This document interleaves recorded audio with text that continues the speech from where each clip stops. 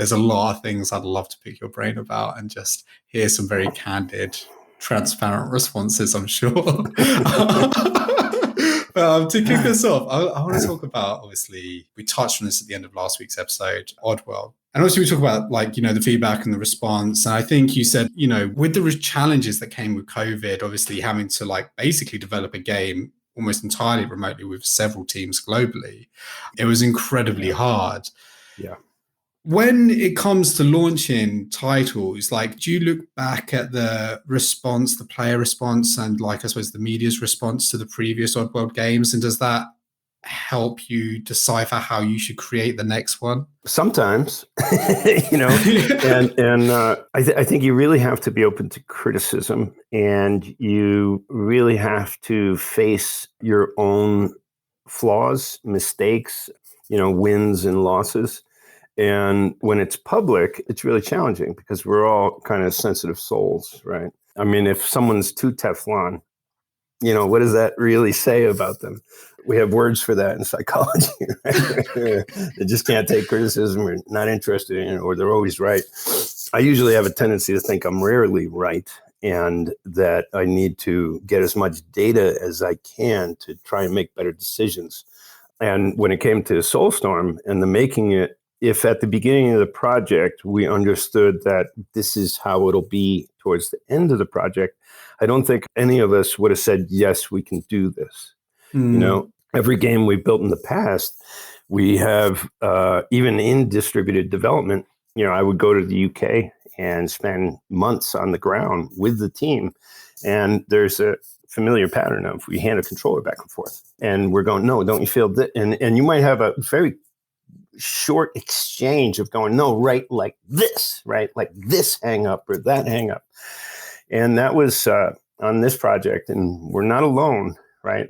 I don't know if there's any tally on how many games didn't make it through this challenge because companies weren't necessarily prepared to go into a distributed development.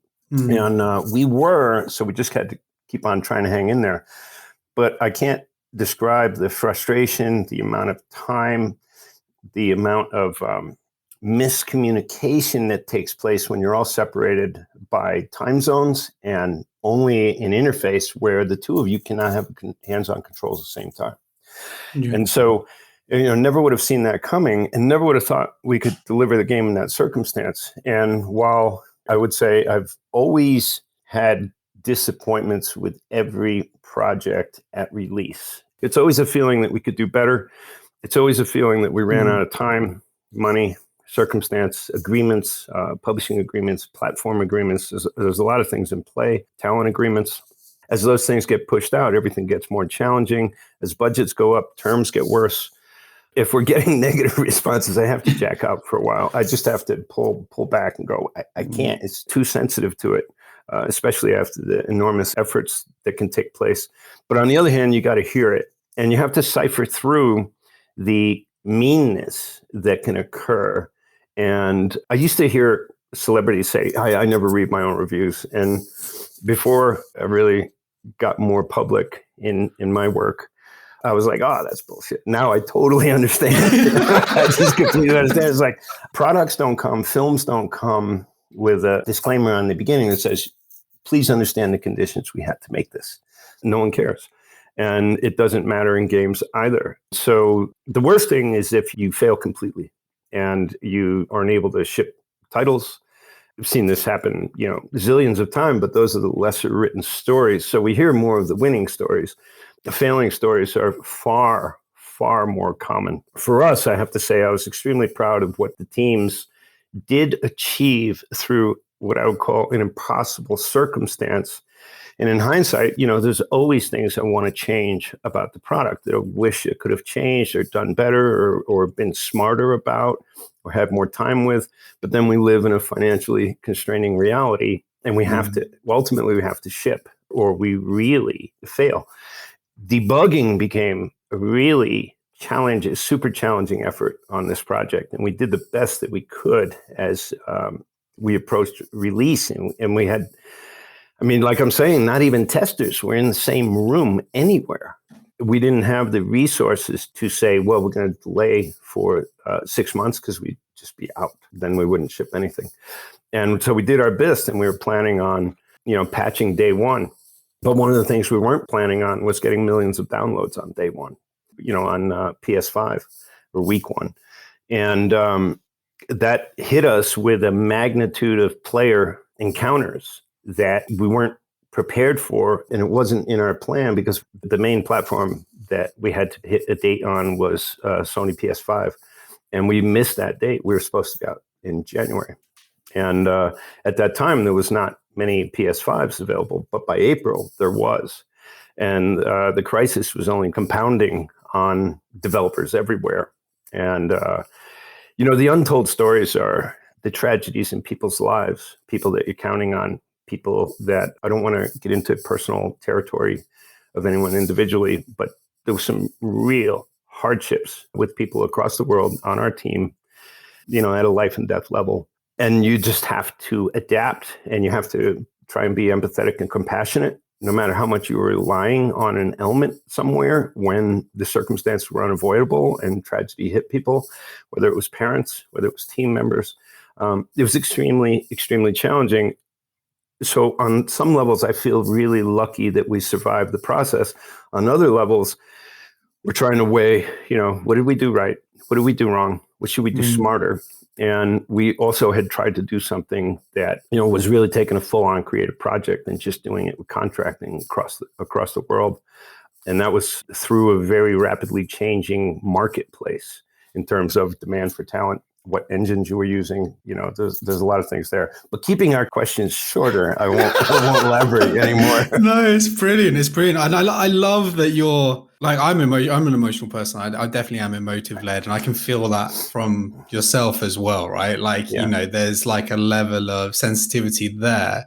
And I think it's almost vital to have that, to be able to, like when you said there's a lot of negative feedback or feedback that you're like, oh, man, maybe we've missed the point. You take a step back and you're like, I actually need some time to reflect. Like, I think it's incredibly honest, because I think a lot of the time in a creative world, people don't want to almost admit that. It's almost like, no, we adapted and we did this and this happened, and then we adapted again and we kept working until we got it right. And it's like, well, actually, sometimes you need to take track of where you are. Yeah. You're integral, obviously, to Oddworld. And with the latest, with Oddworld, you've basically worked on writing, the design, but also the VO. Is it, is it exhausting? Like, it was, I was hoping to be retired by this time. And instead it became the hardest, let's say, 5-year window of my life. And there was hard ones before that. And the pressure we put ourselves under at the administrative level was greater, I think, a magnitude of commitment, of time and energy that you couldn't possibly ask of a team member. And we were faced with, if we don't do this, like we weren't planning on having a programming team in Australia. And then you go, we had people in all other time zones. So at the management level, we just had to grin and bear it, which meant, you make your own bed. And in our case, we made a bed that meant for myself, no time off for years. And even taking a weekend, I remember I took a weekend and drove down to the Central Coast with a buddy. And that was the first time I had been able to take a weekend in years. It's not healthy. Because if you're constantly thinking about the same things when you go to sleep and when you wake up, and then every hour through the day, because you're just trying to wrangle and do your best, eventually your neural wiring. I'm not a neuroscientist, but I admire the studies that they're doing and what they're learning about the brain. But over time, your brain starts to get wired to only that, and you start losing a lot of perspective on the joys in life because you're just not experiencing so much of them anymore because you're in a crisis. And that's where I'm really proud of everyone, regardless of critical critiques, because like I said, you don't get to ship a product with, and by the way, I think we've remedied most of the problems that we did encounter, and that'll be in the Xbox release that's coming up. So we haven't slowed down. I mean, I was able to a bit because we're dealing with a port and there's not a lot I can do but get in the way,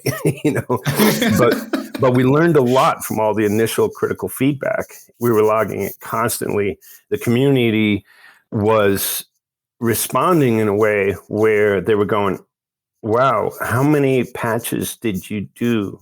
How fast and how consistently over like the first 2 months after release?